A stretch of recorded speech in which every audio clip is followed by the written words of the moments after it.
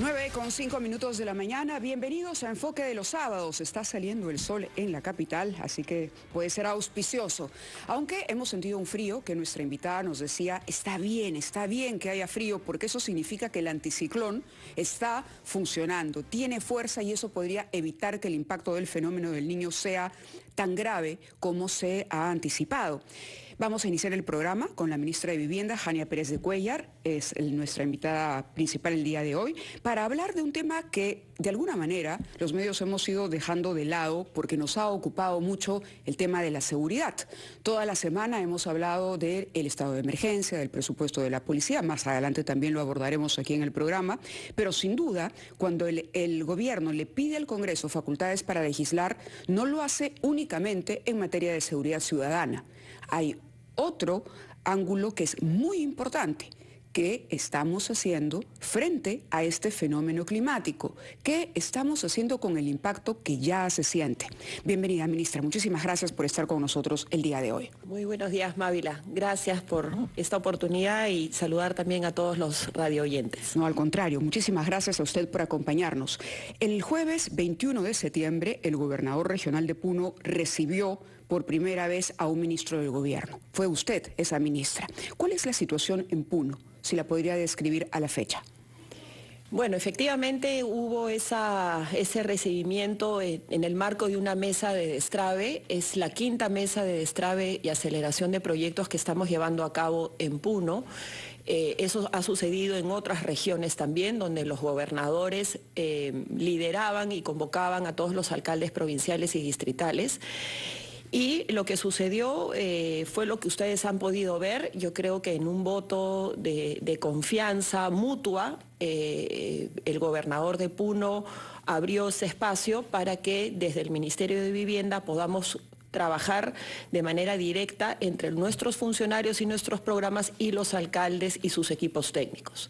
El resultado ha sido auspicioso, hemos trabajado varios de los proyectos que estaban trabados en la región.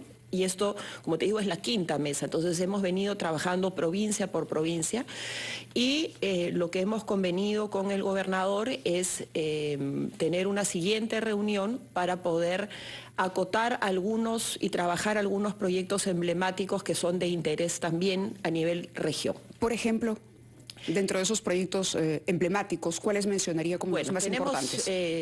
Ya ustedes saben, destrabado el proyecto de Juliaca, que implica una inversión de más de 1.600 millones de soles. Proyecto de agua y saneamiento. Es un proyecto de agua y saneamiento que beneficiaría más o menos a 500.000 personas. Es un proyecto anhelado desde hace 58 años, valga la aclaración. También estamos trabajando con el alcalde provincial de Puno y es un proyecto de interés del gobernador también, el proyecto de agua y saneamiento de Puno. Ese proyecto también ha estado trabado desde hace varios años. Es un proyecto de 1.100 millones de soles.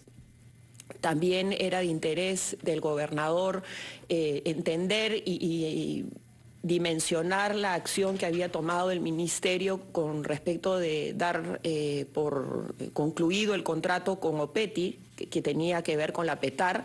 Hay mucha preocupación en Puno sobre qué es lo que se está haciendo en el manejo de saneamiento y la contaminación del lago. Entonces conversamos muy rápidamente, pero hemos quedado en volver a conversar. Existía la preocupación de que no se vaya a continuar con un proyecto de tratamiento de aguas residuales. Aprovechamos la ocasión para decir que no. Vamos a trabajar, vamos a encontrar una nueva fórmula. Y también otros proyectos menores como el de Coata. El Coata es una cuenca muy importante y que está altamente contaminada. Entonces, hay varios proyectos que son de interés provincial, distrital, pero hay algunos que también son de interés regional. Interesante. Entonces, esa es la idea de podernos juntar con el gobernador las siguientes o subsiguientes semanas y dar cuenta y explicar y ver cómo sumamos esfuerzos desde el gobierno regional con el ministerio para resolver la brecha de agua y saneamiento. ¿Diría usted que se ha producido un desbloqueo, ya que estamos usando mucho la palabra, en las relaciones del gobierno central y las autoridades de Puno? Finalmente, podríamos decir que ya se llegó a un ritmo y a una fluidez que se esperaba hace mucho. Yo creo que estamos trabajando en recuperar confianzas mutuas. Es cierto que existe una brecha muy grande en Puno, que data desde hace muchos años, y como ya lo hemos manifestado y lo ha manifestado la presidenta, la única agenda que tenemos en Puno es justamente cerrar esas brechas. En el caso de agua y saneamiento y vivienda es muy grande. Puno es una de las regiones con mayor brecha. ¿Cuál es el acceso en agua y saneamiento? Estamos hablando de más del 10% en agua y casi el 30%, un poco más en saneamiento, si recuerdo bien las cifras. Entonces, la idea es poder articular gobierno central, gobierno regional, provinciales y distritales. En este caso, yo tomo esa reunión con el gobernador con mucha seriedad y con mucho compromiso. Creo que sí es un gesto de su parte. Creo que es lo que corresponde también, en el sentido de que él es gobernador de todos los puneños y hay muchos puneños que quieren salir de esa situación. Entonces, hay que cuidar esa relación de trabajo y vamos a seguir en ello y, como dije, establecer puentes de conversación y de confianza que son tan importantes para salir adelante. Correcto. Interesante, como le decía yo, que se haya ya abierto una puerta de comunicación, que puedan hablar con las autoridades locales. La población todavía está reacia. Sin embargo, no podríamos descartar del todo que haya conflictividad social. Ahora, ¿cómo van a funcionar y se van a financiar estos proyectos? ¿Todo es inversión estatal? ¿Todo es inversión estatal? A ver, tenemos diferentes formas. El financiamiento estatal o de fondos públicos, financiarlo 100% es inviable, no existen los fondos para poder financiar la brecha que existe a nivel nacional y tampoco la de Puno. En el caso del proyecto de Juliaca, el gobierno ha asumido una deuda con el BID por 1.600 millones. Hay algunos, la PETAR, por ejemplo, se había hecho vía el mecanismo de APPs. Estamos reevaluando esa posibilidad, no tenemos la respuesta hoy, porque estamos, digamos, recién se ha caducado el proyecto, hay todo un tema que está legal de por medio administrativo, parte de la carta fianza que queremos y pretendemos obviamente aplicar podría servir para financiar otros proyectos. Entonces estamos viendo cuál es la estrategia integral. Hay también posibilidades de trabajar por Oxis con empresas mineras de la zona, entonces estamos armando todo el esquema de financiamiento. Hemos tenido una reunión muy interesante el día jueves, justamente regresando de Puno con el Ministerio de Economía, y la idea es poder trabajar proyectos integrales anclados al territorio, no como se estaba haciendo ahora. Se hacía una APP porque había una posibilidad, se hacía una obra con fondos públicos porque no había otra posibilidad. Entonces, lo que estamos planteando desde el Ministerio es hacer un listado de todas las obras que se necesitan y a partir de ahí armar un esquema de financiamiento. En total podemos para tener... que todo calce y no haya más ordenado. Además, más ordenado, más planificado y asegurando financiamiento. Para poder hacer un seguimiento más, digamos, directo a cada uno de los proyectos. En total podríamos hablar de un monto de inversión en todo lo que nos Mira, si estamos hablando de la necesidad y de la cartera que estamos trabajando en Puno, estamos hablando de más de 4.000 millones de soles. 4.000 millones de soles en proyectos para Puno. Solo en agua y saneamiento. Solo en agua y saneamiento, perfecto. Esa es una cifra interesante. El Ejecutivo, decía yo, ya tiene facultades legislativas por un plazo de 90 días. Le ha otorgado el Congreso para dictar decretos legislativos en seguridad ciudadana y el tema del fenómeno del Niño. En esa línea, ¿cuáles van a ser las primeras medidas que adoptará el gobierno con relación a los trabajos de prevención o de remediación, dicen ya en algunos casos debido al cronograma, frente al fenómeno del Niño? Bueno, ahí cada pliego ha presentado una propuesta que les va a permitir acelerar algunos proyectos que tienen algunas actividades. En el caso de vivienda estamos trabajando dos líneas, una que tiene que ver con vivienda en particular, que lo que busca es poder identificar las zonas de riesgo no mitigable, otorgar un bono adicional o un bono fortificado, llamémosle así, un bono más potente para incentivar que las familias que estén en las zonas de riesgo no mitigable puedan trasladarse a proyectos inmobiliarios de Fondo Mi Vivienda que ya estén vigentes. Esa es una de las opciones y estamos trabajando otras líneas más en vivienda. Y con respecto al tema que no tiene que ver directamente con el fenómeno del Niño, pero sí es una ley sumamente importante que regula todo el sistema, es la modificación de la ley 1280. Ese decreto legislativo 280 es quien regula todo el sistema de servicios de agua potable y saneamiento. Ese decreto supremo, después de 7 años de aplicación, no ha funcionado, hay que hacer cambios estructurales y lo que estamos proponiendo es justamente esos cambios que nos permitan mejorar el sistema de agua y saneamiento. De acuerdo, permítame ir a la pausa, son las 9:15, vamos a la pausa y volvemos para abordar otros temas también. Le agradecemos su presencia, estamos conversando con la ministra de Vivienda, Jania Pérez de Cuéllar, hacemos una pausa a las 9:15 y regresamos en Enfoque de los Sábados a través de RPP, la voz de todo el Perú.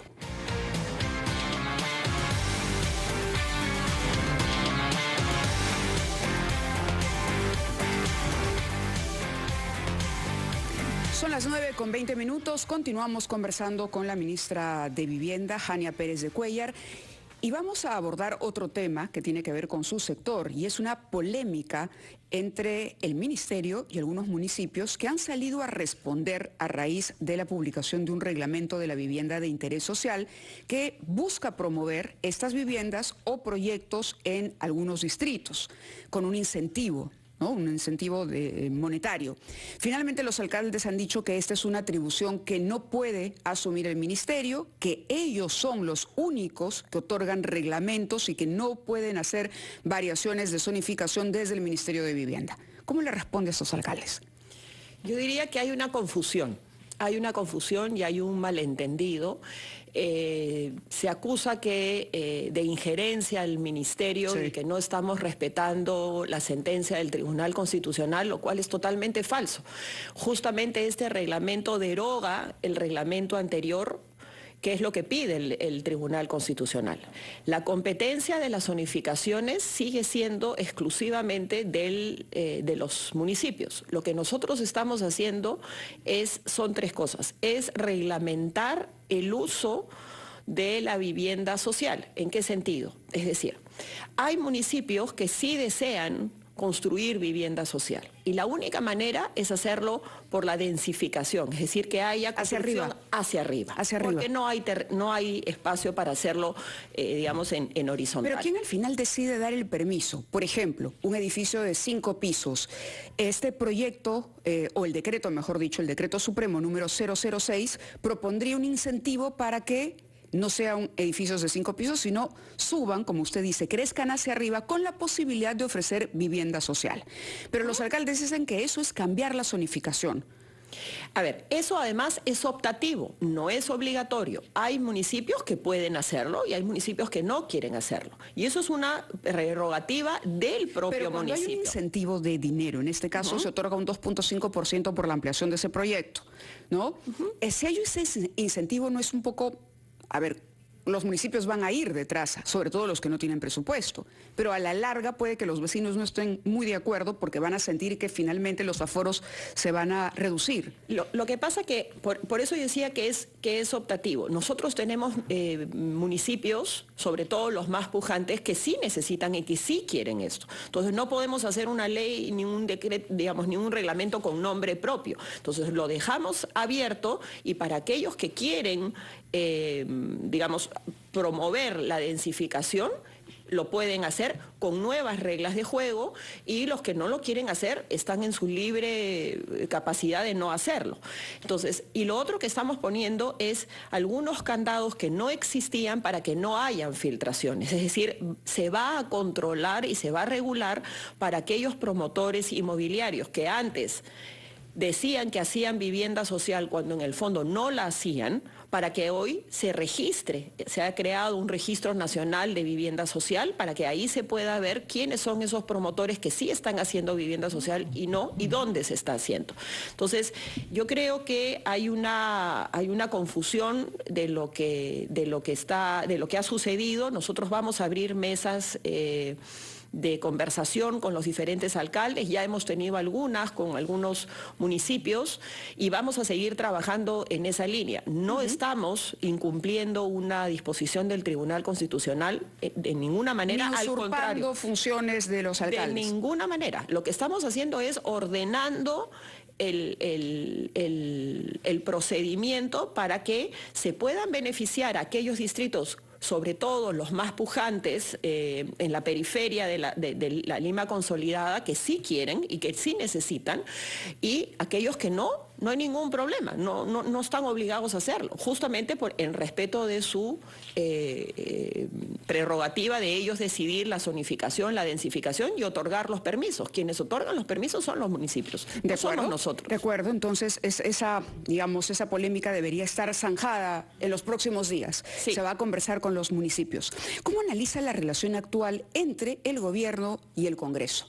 El Congreso, si bien es cierto, ha aprobado el otorgamiento de las facultades al gobierno. Hemos visto, como no veíamos hace algún tiempo por lo menos, mociones de interpelación y de censura contra varios integrantes del gabinete. ¿Diría usted que se acabó la luna de miel? No, yo no creo que se ha acabado la luna de miel. Yo creo que... ¿Continúa la luna de miel entonces? Yo creo que existe un espíritu de colaboración y de articulación sana. Obviamente siempre habrá momentos de tensión o de discrepancia. Eso es propio de un sistema democrático. Cada uno está fungiendo sus prerrogativas. El Congreso tiene la facultad de interpelar y censurar a ministros, así como el Ejecutivo tiene la facultad y la prerrogativa de pedir delegación de facultades. Yo creo que ambos estamos, digamos, Ejecutivo y Legislativo, estamos en un estricto cumplimiento y respeto de las prerrogativas de cada uno. Yo celebro que podamos trabajar en esa línea. Como te digo, va a haber momentos de discrepancia y eso es normal. ¿Pero considera que hay un Congreso abusivo o no? No, yo no creo que haya un Congreso abusivo, excepto en el sentido de que a veces las normas o las leyes que están dictándose pueden afectar, digamos, la parte fiscal o algunas leyes que se han votado hace poco y que nosotros creemos que Por ejemplo... Ahorita no tengo alguna en mente, pero bueno, se habló del tema de esta ley que ponía en riesgo el tema de la lucha contra la corrupción. No se ha discutido todavía qué es lo que... Cambios en la extinción de dominio. Sí, parece que sí. Entonces yo creo que ahí se va a analizar en el marco del Consejo de Ministros, pero en términos generales yo creo que sí hay una buena relación. ¿Podría haber una observación a esa norma? No lo sé, eso lo tendrán que analizar las carteras competentes y yo me imagino que se discutirá en su momento, pero sí creo que hay una buena relación. Hay algunos críticos que dicen que ahí hay, digamos, como usted decías, una luna de miel. Yo no creo que hay una luna de miel, yo creo que por fin hay un respeto de ambas facultades y es propio de un sistema democrático. Conversar, negociar, discutir, llegar a consensos. Habrá momentos de discrepancia y hay que seguir trabajando en lo que corresponde. El Ejecutivo está muy focalizado en resolver estas brechas, como ya dijo la presidenta. Celebramos y que nos hayan dado la delegación de facultades. Yo creo que eso va a permitir poder ser más ágiles en las normas que hay que diseñar y obviamente siempre con la lógica con la que trabajamos de rendición de cuentas a la ciudadanía y al Congreso sobre el avance. De acuerdo. Le agradecemos muchísimo su presencia en Enfoque de los Sábados, sobre todo para hablar de estos proyectos interesantes que se están adelantando y ya empezando a ejecutar en Puno y también algunas de las acciones que se han tomado para el fenómeno del niño. Vamos a ir nosotros a la pausa a las 9:28, pero al volver vamos a retomar el tema que sin duda ha ocupado la agenda de la